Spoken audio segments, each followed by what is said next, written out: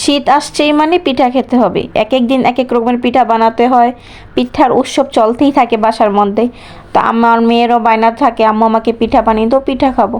তো আমার মেয়ে আজকে বায়না দিচ্ছে আমাকে পিঠা বানিয়ে দাও। আমার মেয়ে আবার মিষ্টি জাতীয় পিঠাগুলো একটু বেশি পছন্দ করে, আপনার গুড় বা চিনি মিষ্টি যেইগুলোই দেন ওইগুলো বেশি খেতে পছন্দ করে। তো আমিও ভাবলাম তালের রস যেহেতু আছে তালের পিঠা বানিয়ে দিই, আমার মেয়ে একটু তালের পিঠাটা একটু বেশি পছন্দ করে।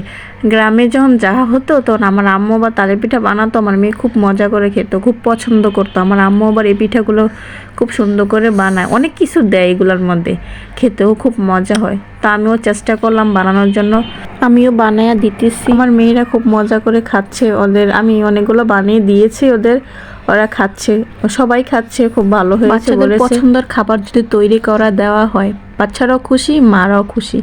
তো আমার মেয়ের পছন্দের খাবার আমি চেষ্টা করি এক এক দিন এক একটা রকমের তৈরি করে দেওয়ার জন্য।